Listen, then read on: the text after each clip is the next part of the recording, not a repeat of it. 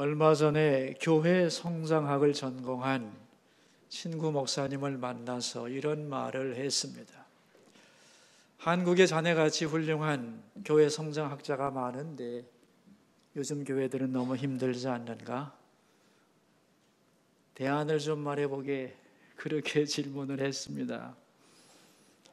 그랬더니 그 친구 목사님 하는 말이, 내가 공부할 때는 교회 성장학이었는데 시간이 가면서 보니 교회 건강학이라고 하는 말이 더 어울리는 것 같아. 성장은 목표가 될 수 없거든. 건강의 결과일 뿐이지. 그러므로 성장하기 위해서 노력할 것이 아니라 건강한 교회가 되는 것이 가장 중요한 요소라는 말을 했습니다. 제가 다시 질문을 했죠. 그렇다면 건강한 교회의 비결이 뭘까? 복잡하게 말하지 말고 아주 간단하게 말해보게 그랬더니만, 건강한 교회란 수직적으로는 하나님과의 만남이 있고 수평적으로는 사람과의 만남이 있는 만남이 아니겠는가? 근데 이 두 만남이 제대로 되지 않는다는 게 문제지. 하나님과의 만남이 바로 되지 않기 때문에 잘못된 성령 운동으로 자꾸만 변질되고, 진정한 사람과의 만남이 이루어지지 않기 때문에 교회가 자꾸 정치적으로 변질되고 갈등과 분열이 많아지고 그렇게 복잡해지는 게 아니겠나. 하나님과의 진정한 만남, 사람과의 진정한 만남이 있어야 되는데, 더 정확하게 말하면 하나님과의 진정한 만남의 결과로서, 그 응답으로서 사람과의 진정한 만남이 있을 때 그게 건강한 교회가 아니겠는가, 그런 얘기를 나누었습니다. 여러분, 오늘 본문은 건강한 교회가 가져야 되는 중요한 특징이 뭐냐, 요소가 뭐냐에 대한 말씀을 하는 본문입니다. 본문에 보면은 사울이라고 하는 사람이 등장을 해요. 여러분, 사울이 누군지 아시죠? 사도 바울의 옛날 이름이 사울입니다. 이 사울은 유대교를 믿는 청년이었어요. 유대교를 부인하는 기독교에 대한 분노가 그에게 있었습니다. 그래서 기독교의 교회를 박해했죠. 그 대표적인 사건이 스데반을 죽이는 사건이에요. 스데반 순교의 핵심이 바로 사울이라는 청년이었습니다. 그 스데반 순교의 결과 기독교인들이 사방으로 흩어졌는데, 그 여세를 몰아서 기독교를 박멸하겠다고 다메섹까지 쫓아가서 그들을 잡아다가 재판에 회부하고 뿌리 뽑겠다, 그런 열성적인 교회 반대 운동의 선구가 바로 사울이었던 거죠. 그런데 그가 다메섹 도상에서 예수님을 만납니다. 길을 가는데 갑자기 환한 불빛이 비치더니만 음성이 들리는 거예요. 사울아, 사울아, 네가 왜 나를 핍박하느냐? 깜짝 놀란 사울이 묻습니다. 주여, 누구십니까? 주님이 대답하시죠. 나는 네가 박해하는 예수다. 이 말을 듣고 그가 기겁을 합니다. 그는 지금까지 예수 믿는 사람들과 교회를 박해해 왔는데, 말씀을 들어보니 교회를 박해했는데 예수님은 나를 박해했다고 말씀하셨거든요. 그 순간 그는 교회와 예수님과의 뗄래야 뗄 수 없는 관계를 인식하고 거기서 예수 그리스도를 제대로 만납니다. 그의 음성을 듣고 그는 새롭게 변화가 됩니다. 이게 다메섹 사건이죠. 여러분, 교회의 본질이라고 하는 것은 뭐냐? 하나님의 음성이 들린다는 거예요. 교회의 교회됨은 살아계신 하나님의 음성을 듣는 데 있습니다. 교회가 다른 기관과 다른 한 가지 이유를 대라고 하면 바로 그거죠. 살아있는 하나님의 음성을 들을 수 있는 유일한 곳이라는 거예요. 누구라도 여기서는 하나님의 음성을 들을 수 있고, 하나님께 나오는 자를 하나님은 부르시고 만나시고 변화시켜 주신다는 거죠. 그 능력을 가지고 있는 것이 바로 교회다. 그런 말입니다. 왜 그러냐 하면은 교회는 살아계신 하나님의 집이기 때문에.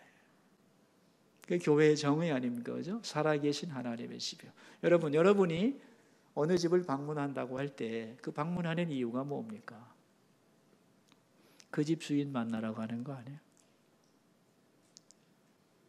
오늘 여러분이 예배드리러 교회 나오셨습니다. 예배의 목적이 뭐냐 하면 하나님을 만나는 것이고, 교회 오는 목적도 교회 주인 되시는 하나님을 만나기 위해 오는 것이죠. 저는 목사로서 날마다 가장 간절하게 기도하는 내용이 뭐냐 하면은 하나님의 집에 찾아온 성도들이 하나님을 만나고 돌아가게 하소서. 자신을 향한 하나님의 음성을 듣고 새 힘을 얻고 위로받고 돌아가는 그러한 은혜가 언제나 교회에 있기를 바랍니다. 그런 기도를 하죠. 왜? 그게 교회의 본질이기 때문에. 어느 대학교의 유명한 물리학과 교수였는데 굉장히 고집이 세고 가부장적인 사람이었습니다. 자기 아내는 교회를 열심히 다니는데 못 다니게 하다가 마음의 변화를 일으켜서 나도 교회를 좀 다녀야 되겠다 생각하고 아내와 함께 출석을 하기 시작했는데, 이 아내는 오래됐고 열심히 믿는 사람이었기 때문에 빨리 세례를 받고 싶은데 남편이 반대하는 거예요. 어디 여자가 남편보다 먼저 세례를 받냐고. 자기도 교회 다니면서도 아내가 먼저 세례 받는 것을 끝까지 금지시켰습니다. 근데 이 남자가 이제 이 교수님이 한 3년 다니면서 마음이 좀 더 풀려서 권면을 받고 이제 세례를 받게 됐는데, 자기 아내하고 같은 날 세례를 받게 된 겁니다. 옆에서 아주 장엄한 세례 예식이 있었는데 세례를 잘 받고 그날 저녁 집에 와서 이렇게 아내에게 말을 했습니다. 여보, 오늘 세례 받는 그 중요한 순간에 왜 나한테 귀에다 대고 속삭였어? 그렇게 말을 했습니다. 그랬더니 아내가, 아니 내가 무슨 말을 했다고 그래요? 감히 내가 그 시간에 당신 귀에다 대고 무슨 말을 할 수 있겠어요? 아니야, 당신이 분명히 나한테 말했다고. 무슨 말을 했는데요? 나 사랑한다고 하지 않았어?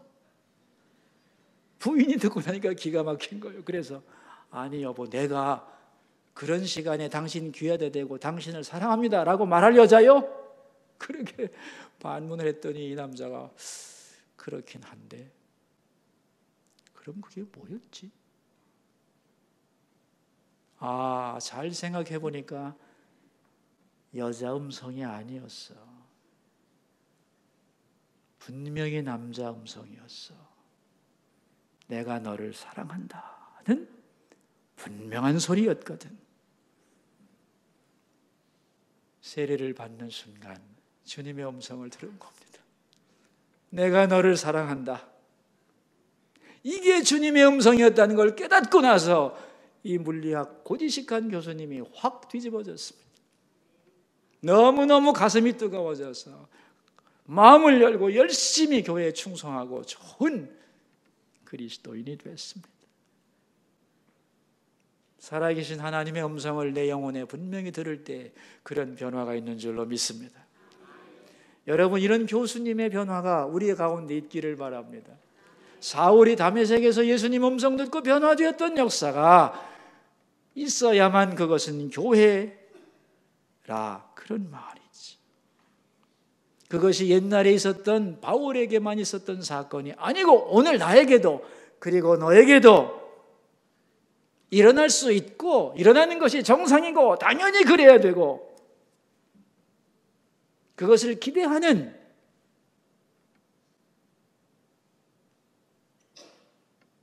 왜? 그것이 교회의 본질이기 때문에 그런 일이 날마다 일어나는 것이 교회라는 것을 우리 가슴속에 깊이 새겼으면 좋겠습니다. 그렇다면 어떻게 이런 멋진 일들이 계속해서 일어날 수 있을까? 이런 역사가 일어나기를 늘 갈망하는 저이기 때문에 굉장히 무력감을 느껴요. 왜냐하면 내가 어떻게 해볼 수 있는 게 아니잖아요. 주체가 내가 아니라는 거예요. 내가 만나는 게 아니잖아요. 하나님이 만나 주셔야 되잖아. 이것이 필요한데 하나님, 이 역사가 일어나야 되겠는데 저희들이 할 수가 없는 거 아닙니까?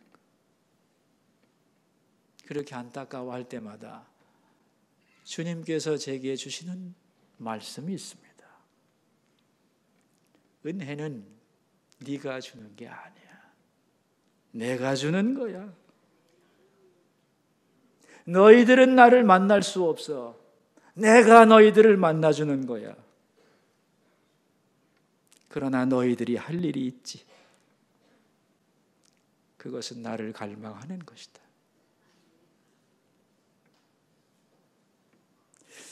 여러분 모두에게는 마음속에 깊은 소원이 있는 줄로 압니다. 하늘문이 열리는 그런 역사가 일어나기를 바라고 있죠. 주님이 오셔서 내 영혼을 위로해 주시면 좋겠다.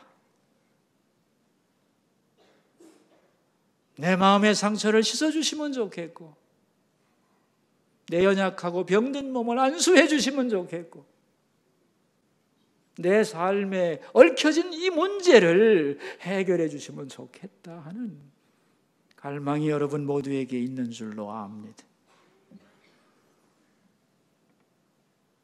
여러분, 그런데 말이지요, 이렇게 하늘문이 열려야 되는데 이 하늘문은 누가 여는 거냐 하면은 예배자가 여는 거예요. 왜냐하면 하나님은 닫아놓지 않았기 때문에. 하나님은 열어놓았고 이 열린 문으로 들어와서 이 은혜를 받기를 갈망하는 것이 하나님의 마음이기 때문에.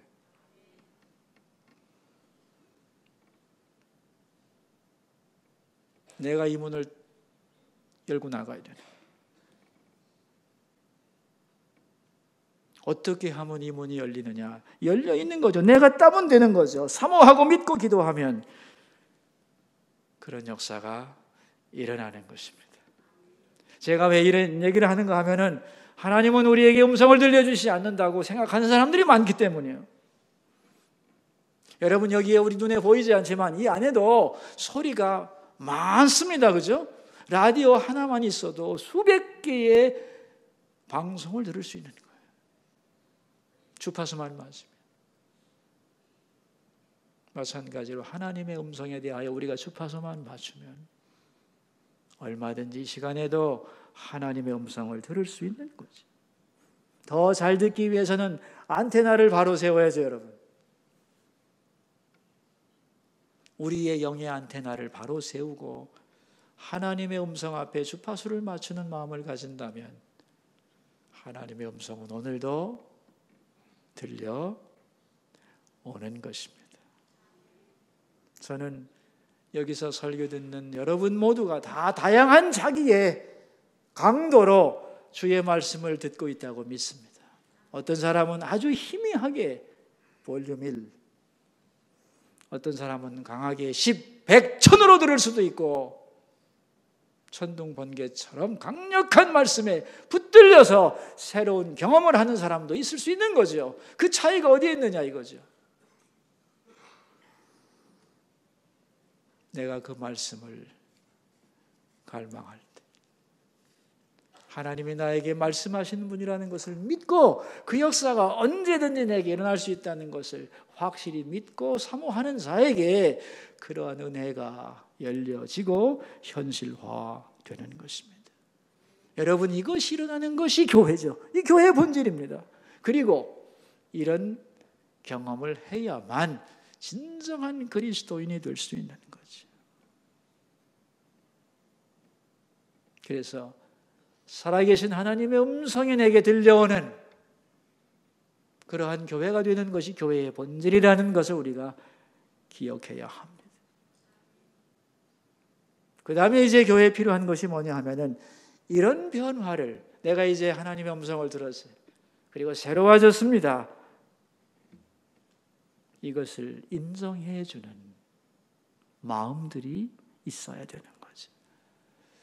사울은 다메섹 도상에서 예수님을 만났습니다. 그리고 변했습니다. 그래서 감격해가지고 복음을 막 전했어요. 예수가 그리스도라고. 그런데 어떤 일이 일어났느냐? 옛날 유대교에 그와 같이 있었던 동료들이 이 사람이 변하여 예수를 전하게 되자 이 사람을 죽이려고 노력을 했습니다. 오늘 본문에도 나오고요. 25절에 보시면 우리 한 줄 거슬러서 우리 25절 읽어볼까요? 그의 제자들이 밤에 사울을 광수리에 담아 성벽에서 달아내리니라. 왜냐하면은 유대교를 믿고 기독교를 핍박하던 사람이 기독교를 믿고 오히려 유대교를 부정하게 되니까 옛날 동료들이 가만히 있겠습니까? 그래서 죽이려고 했다는 거예요. 그래서 어디로 갔느냐? 26절에 보시면 같이 읽습니다. 사울이 예루살렘에 가서 제자들을 사귀고자 하나 다 두려워하여 그가 제자됨을 믿지 아니하니 그랬어요. 교회의 성도들과 사귐을 가지라고 했더니 어떻게 했나요? 그를 믿지 않고 받아주지 않았습니다. 자, 여러분 생각해 보세요. 과거 내가 속했던 공동체는 나를 죽이려 하고 이제 새롭게 내가 들어가고 싶은 공동체는 나를 의심하고 받아주지 않습니다.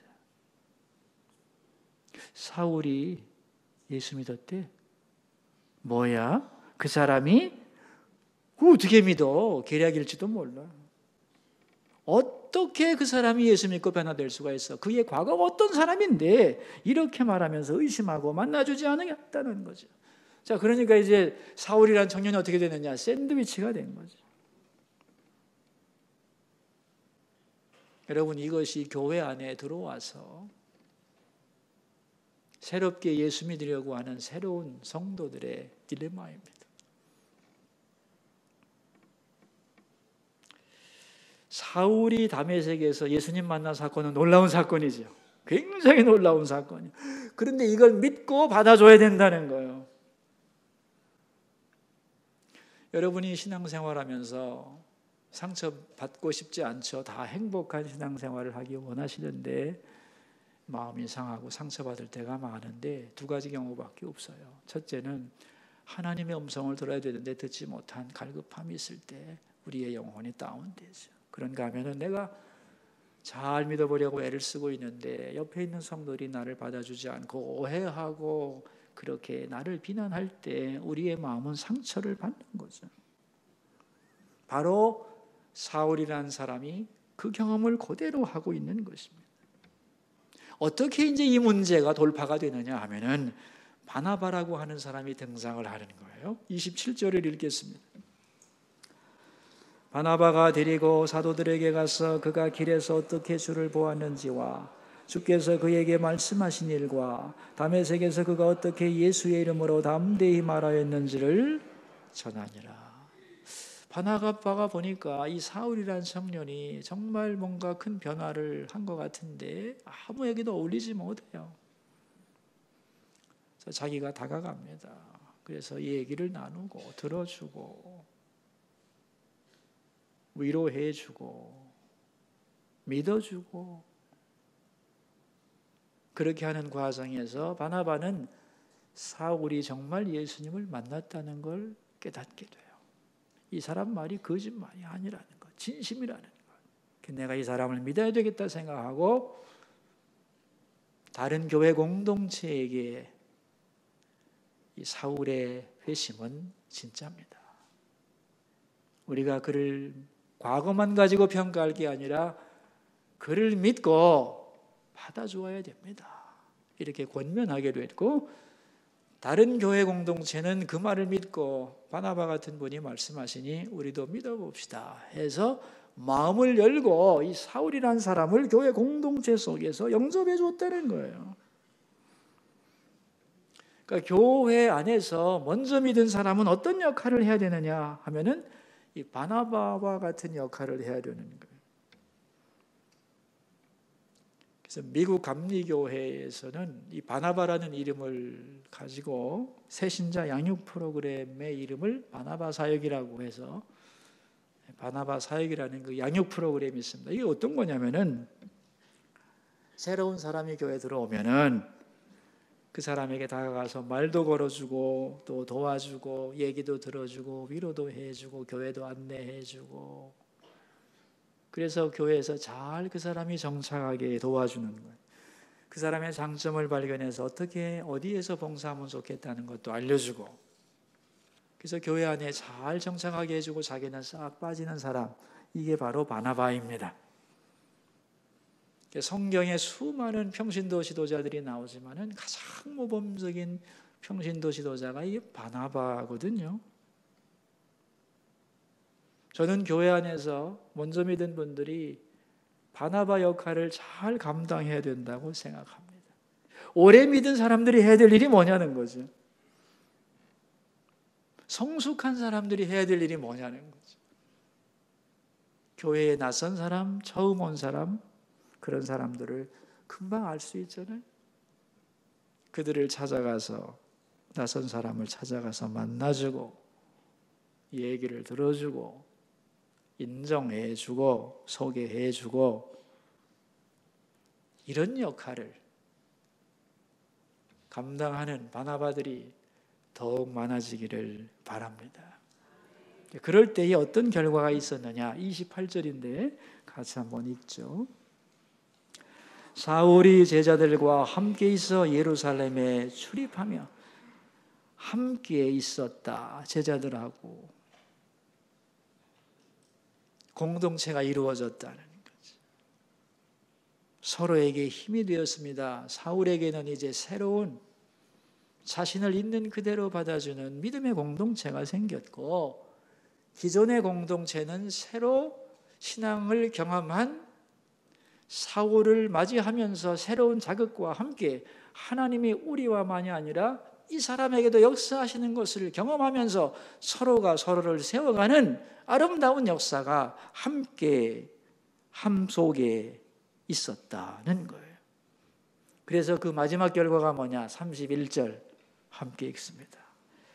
그리하여 온 유대와 갈릴리와 사마리아 교회가 평안하여 든든히 서가고 주를 경외함과 성령의 위로로 진행하여 수가 더 많아지니라.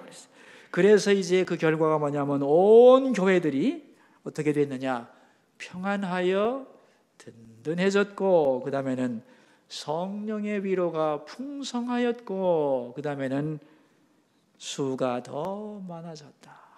아주 건강한 부흥을 이루게 되었다는 거예요. 이 건강한 부흥을 이루게 되기 위하여 뭐가 필요했느냐, 중요한 단어가 있죠. 그리하여라는 말입니다. 그리하여. 여러분, 그리하여가 가지고 있는 두 의미가 있습니다. 그게 뭐냐 하면은, 첫째는 사울이 다메섹에서 주의 음성을 듣고 변화된 사건이에요. 또 하나는 바나바와 온 교회가 그의 회심을 인정하고 교회 공동체 안에 편견을 버리고 품어주었다는 것, 이 두 가지, 그리하여, 그 결과가 교회가 평안하고 성령의 위로가 있고 수가 더 많아지는 놀라운 역사가 일어났다는 것입니다. 제가 작년에 대학 다닐 때 친했던 친구를 참 오랜만에 몇십 년 만에 만났습니다. 외국에 살다가 한국에 들어왔는데 너무너무 반가웠는데 딱 보니까 옆에 여자가 서 있는데 옛날 그 여자가 아닌 거예요. 그 친구가 어떻게 연애를 했는지도 알고 있고 둘이 데이트하고 어떻게 결혼했는지를 아는데 이 여자가 아닌 거예요. 제가 그것을 딱 보고 느끼는 순간에 이 친구도 내가 자기의 과거를 다 아는 줄 아니까 뭔가 자기 옆에 있는 여자에 대해서 설명하려고 하기에 제가 손을 딱 잡았어요. 행복하니? 그랬어요. 행복하대요. 그럼 됐어. 내가 묻지 않을게. 행복하면 됐고 내 친구 만났으니 됐지. 나한테 뭐 설명하려고 하지 마라 그랬어. 그랬더니 이 친구 하는 말이 나는 정말 이 사람 만나서 행복해. 그런데 이 사람 만나고부터는 얘 친구를 만날 수가 없어. 겁이 났어. 왜? 만나기만 하면 쓸데없는 질문한다는 거죠. 야, 너 어떻게 된 거야? 이 사람 아니었잖아. 옆에 두고 그런다는 거예요. 너 그 사람과 헤어졌냐? 어떻게 된 거냐? 얘기 좀 해봐라. 한두 번이지 그것도. 만날 때마다 다 그 설명을 해야 되겠습니까, 여러분? 무서워서 못 만나겠다. 그런 얘기를 들었어요. 여러분, 이런 것은 교회 안에서도 그냥 일어나는 겁니다. 몇 년 동안 교회를 여러 가지 일이 있어서 잘 못 나올 수도 있죠. 몇 년 만에 나타났는데 내가 알던 사람과 알던 사람이 아니라 다른 사람과 이렇게 같이 있는 걸 보면은 그냥 그런가 보다 그러세요. 누구요? 왜 그때 그 사람 아니요? 질문을 받는 사람 입장도 생각해 봐야 되지 않을까요, 여러분? 저는 우리 교회에 새로운 교인이 오면은 두 가지는 절대 묻지 않습니다. 어느 교회 다녔었냐고, 그리고 당신 직업이 뭐냐고 묻지 않아요.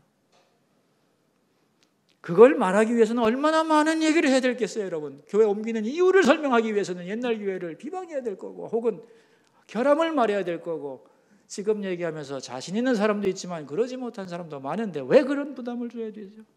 이제 하나님께서 우리 교회 안에 오게 하셔서 주 안에서 하나의 형제가 되었으면 이제 거기서부터 출발하면 되는 건데 왜 과거를 가지고 자꾸만 물어가지고 힘들게 하냐 이거죠. 이런 일도 있었습니다. 어느 구역 식구가 말이죠. 구역 예배드리다가 자기가 경험한 얘기를 했어요. 내가 꿈에 주님을 보았다고. 그랬더니 듣던 그 구역 식구들이 에이 무슨 말도 안 돼 이렇게 얘기를 했어요. 그런데 안 믿는 친구들한테 그렇게 얘기를 했더니 안 믿는 친구들이 이야 너 좋겠다. 하나님이 널 사랑하는가 보다. 이러면서 그 얘기를 있는 그대로 받아주더라는 거예요. 그런데 오히려 교회에서는 그런 얘기를 하면 이해하고 더 잘 지도해 줄 줄 알았는데 콧방귀를 꽂아라. 어떻게 그럴 수가 있느냐 하고 속상해하는 사람을 위로하느라고 애를 먹은 적이 있습니다, 여러분. 여러분, 교회라고 하는 것은 예수 안에서 만나는 거예요. 우리가 가난하든 부하든 혹은 많이 배웠든 못 배웠든 과거에 무슨 일을 했든 그게 중요한 게 아니죠. 그건 다 십자가 밑에 묻어버리고 이제 중요한 것은 이제부터 우리가 주 예수 안에서 남은 인생을 향하여 주 앞에 갈 때까지 어떻게 서로 협력하고 사랑하고 주의 뜻을 함께 이루어갈 것이냐만 중요한 거죠. 그렇게 연합할 수 있는 길들을 다 막아버리면 안 된다. 주님이 당신을 사랑하시니 나도 당신을 사랑할 뿐입니다. 주님이 우리를 형제 자매로 아버지의 한 집에 보내주셨으니 이제는 당신을 자매로 형제로 맞이합니다. 아멘. 이것이 바로 영접이라는 거예요. 이 성도의 교제라는 거예요. 그리하여 이것이 있을 때에 그리하여의 역사가 일어나는 거예요. 제주도에서 목회하는 목사님이 이런 말을 했어요. 요새 서울에서도 그렇고 각 전국에서 제주도로 온 사람들이 많다는 거예요. 그래서 제가 교회 좀 부흥 됐겠네 그랬더니 말도 마세요. 시골에 있다 보면 한 사람이 그리운데 서울서 좋은 교회에서 훈련받은 사람이 내려온다 그러면 다 기대하는 마음으로 주목하면서 바라봅니다. 근데 그런 사람들이 와서 대부분 어떻게 하느냐? 조용하게 섬기지 않는다는 거예요. 아이고 서울에 우리 교회는 이랬는데 이러면서 이제 회의는 왜 이렇게 해요? 이렇게 하면 안 됩니다. 예배 순서가 왜 이래요? 목사님 설교는 왜 이런가? 이렇게 다 자기의 옛날 얘기를 해가지고 풍파를 일으킨다는 거예요. 그래서 서울서 교인이 왔다면 무섭대. 그래서 이 목사님이 하는 말이, 그럼 거기 있지 왜 왔어? 왔으면 여기서 과거를 내려놓고 새로 시작을 해야지. 혹시 여기 제주도 갈 분 있으면 미리 마음의 준비를 하세요, 여러분. 이 사울이라는 사람이 그 당시의 교회 공동체가 볼 때는 얼마나 혐오스러운 사람이었겠어요. 그죠? 굉장히 혐오스러운 사람입니다.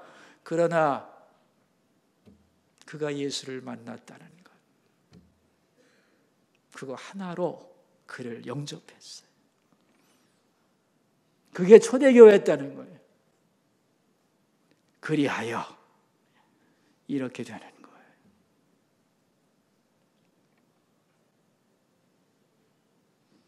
오늘 수서교회 창립 64주년 생일입니다. 어떤 공동체든지 시간이 가면 전통이 생겨납니다. 64년쯤 되면 전통이 생겨날 때쯤 됐죠. 저는 수서교회에 아무 전통도 없기를 바랍니다. 64년 4주년을 맞이하면서 제가 기도를 했습니다. 하나님, 수서교회 주께서 사랑하는 좋은 교회 되게 해달라고. 그런데 제 마음속에 질문이 생겼어요. 여러분 모두에게도 우리 교회가 어떻게 됐으면 좋겠다고 하는 소원이 있을 거예요. 그죠? 우리 교회 이렇게 됐으면 좋겠다. 다 있을 거예요. 그래서 설교 제목을 이렇게 정했어요. 한번 읽어볼까요? 이런 교회를 원합니다. 우리 교회는 어린이 부분이 특화됐으면 좋겠어요. 청년에 대한 부분이 강조됐으면 좋겠어요. 나름대로 다 나름대로의 이런 교회에 대한 소원이 있겠지만 다 없어도 됩니다. 딱 두 가지만 있으면 돼요. 뭐죠? 살아계신 하나님의 음성을 언제나 들을 수 있는 교회.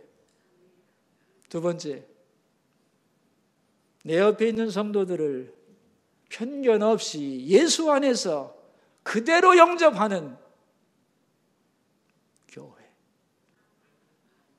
이 두 개면 족한 줄로 믿습니다. 제가 이 말씀을 왜 하느냐? 우리의 기도가 같아지기를 바라서.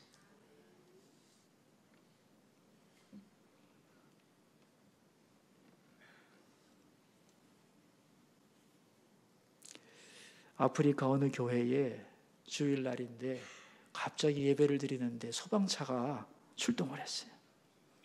불이 났다는 신고가 들어왔다는 거예요. 그래서 불 끌어와 봤더니 교회에 불이 난 것이 아니고 예배를 드리는데 너무너무 뜨겁게 예배를 드리는 가운데 성령의 불이 막 일어나는 거예요. 근데 안 믿는 사람이 그걸 보고 불 났다고 신고를 한 거예요. 제가 그 기사를 읽고 가슴이 뜨거워져서 하나님 우리 교회 이렇게 되게 해주세요 그랬어요. 왜? 이게 교회의 본질이니까.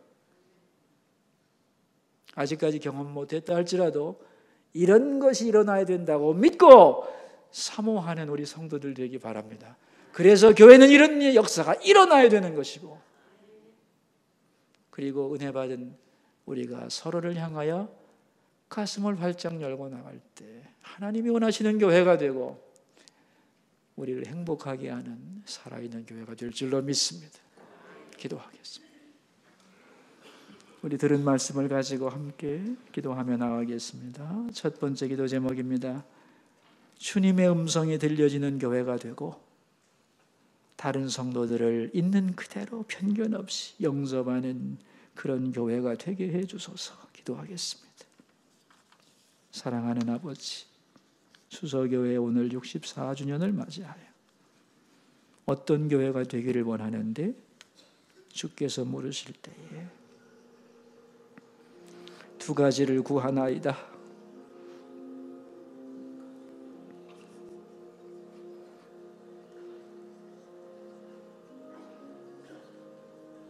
교회의 본질은 살아계신 하나님의 음성을 듣는 것이니